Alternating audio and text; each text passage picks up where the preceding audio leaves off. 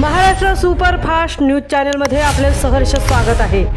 खास सत्याची थार लेखणीची महाराष्ट्रातील ताज्या आणि वेगवान बातम्या पाहण्यासाठी आपल्या हक्काचे चॅनल शेअर करा, लाईक करा आणि सबस्क्राईब करा। धन्यवाद। रहेजा कॉम्प्लेक्स मालाड पूर्व येथील विजय साळसकर उद्यान लोकाग्रहास्तव खुले। दिंडोशी शिवसेना उद्धव बाळासाहेब ठाकरेंचे आमदार सुनील प्रभू यांनी मुंबई महानगरपालिकेकडून सातत्याने पाठपुरावा करीत मालाड पूर्व येथील रहेजा कॉम्प्लेक्स जवळील स्वर्गीय विजय साळसकर उद्यानाचे शिवसेना आमदार सुनील प्रभू यांच्या शुभ हस्ते लोकाग्रहास्तव खुले करण्यात आले।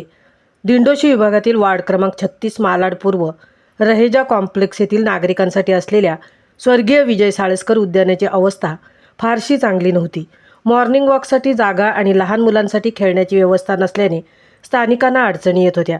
ही बाब लक्षात घेऊन आमदार विभाग प्रमुख सुनील प्रभू यांनी उद्यानाच्या नूतनीकरणासाठी मुंबई महानगरपालिकेच्या अर्थसंकल्पात निधी उपलब्ध व्हावा याकरता सातत्याने पाठपुरावा केला असता या उद्यानाचे काम 29 एप्रिल 2025 पासून सुरू झाले।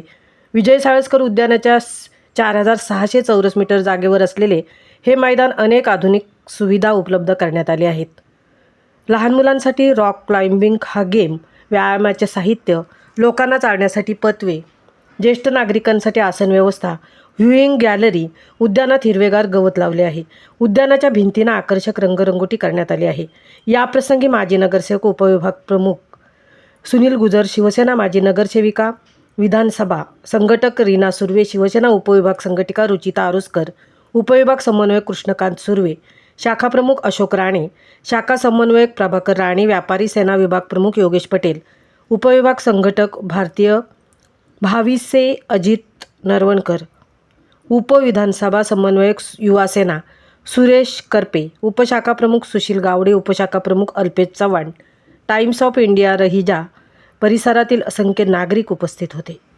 महाराष्ट्र सुपरफास्टसाठी नितेश शेलारसह तृप्ती भोईर, मालाड।